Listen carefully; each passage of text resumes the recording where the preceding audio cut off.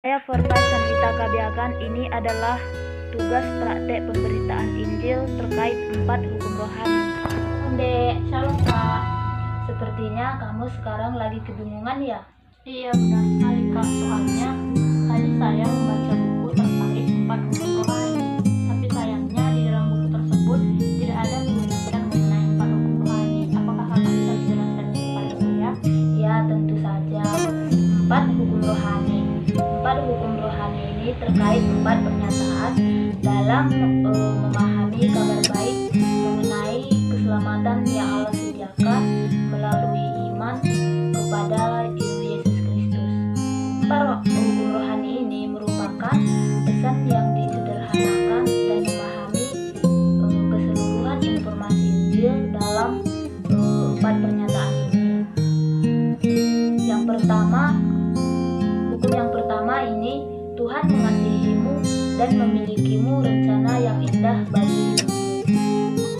Coba adik buka Yohanes 3 ayat 16. Yohanes 3 ayat 16, demikian firman Tuhan, karena begitu besar kasih Allah akan dunia ini, sehingga Dia telah mengaruniakan anak yang tunggal, supaya setiap orang yang percaya kepadanya tidak binasa, melainkan beroleh hidup yang kekal. Kemudian coba adik buka kembali Yohanes 10 ayat 10. Yohanes 10 ayat 10, pencuri datang hanya untuk mencuri dan membunuh dan membinasakan.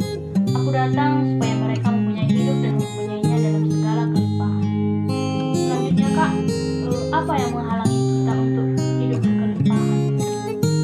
Nah, di hukum yang kedua memberi jawaban tersebut. Manusia telah ternoda oleh dosa dan karena itu terpisah dari Tuhan, sehingga kita tidak dapat mengenal rencana Allah bagi hidup kita. Coba buka Roma 3 ayat 23.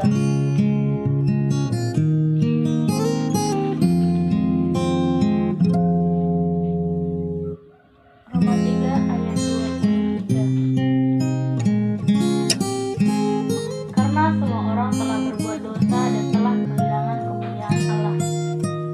Nah, di sini juga dalam Roma 6 ayat 23 juga menegaskan akibat dari dosa itu. Coba baca Roma 6 ayat 23. Sebab upah dosa ialah maut, tetapi karunia Allah ialah hidup yang kekal dalam Kristus Yesus Tuhan kita.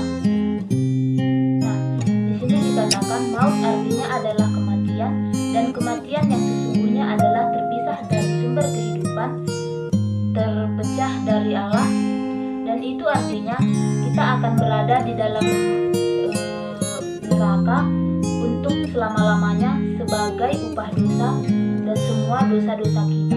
Selanjutnya Kak, apa solusinya? Solusinya terangkum pada hukum yang ketiga, yaitu Yesus Kristus adalah satu-satunya jalan keluar dari dosa-dosa kita. Hanya melalui Yesus Kristuslah dosa-dosa kita bisa diampuni dan hubungan kita dengan Allah bisa dipulihkan kembali. Coba adik buka Roma 5 ayat 8. Roma 5 ayat 8. Akan tetapi Allah menunjukkan kasih-Nya kepada kita oleh karena Kristus telah mati untuk kita ketika kita masih berdosa. Kemudian di sini dikatakan dalam 1 Korintus 15 ayat 3 sampai 4, sebab yang sangat penting telah kusampaikan kepadamu, yaitu apa yang telah kuterima sendiri, ialah bahwa Kristus telah mati karena dosa-dosa kita sesuai dengan kitab suci, bahwa Ia telah dikuburkan dan bahwa Ia telah dibangkitkan pada hari yang ketiga sesuai dengan kitab suci.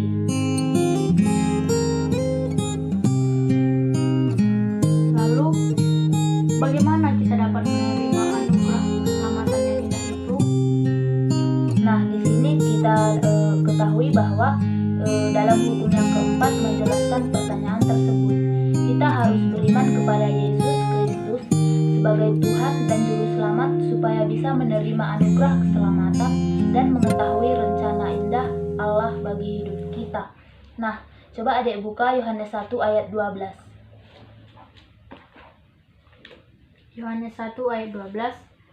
Tetapi semua orang yang menerimanya diberinya kuasa supaya menjadi anak-anak Allah, yaitu mereka yang percaya di dalam namanya. Nah, Rasul Paulus menegaskan di dalam tulisannya dalam Efesus 2 ayat 8-9. Wah, ini berita yang sangat bagus, Kak.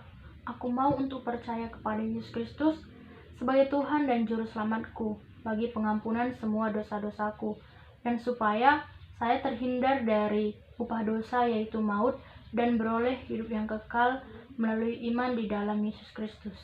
Puji Tuhan, satu orang telah diselamatkan dari maut, sekedar mengucapkan kata-kata tidak akan menyelamatkanmu, hanya iman kepada Yesus Kristus yang bisa menyelamatkanmu. Nah, jadi hiduplah di dalam kabar dan berita baik ini, dan bersungguh-sungguhlah dalam beriman kepada Yesus Kristus sebagai Tuhan dan Juru Selamat. Sekian tugas praktek Injil saya mengenai 4 hukum rohani. Sekian dan terima kasih.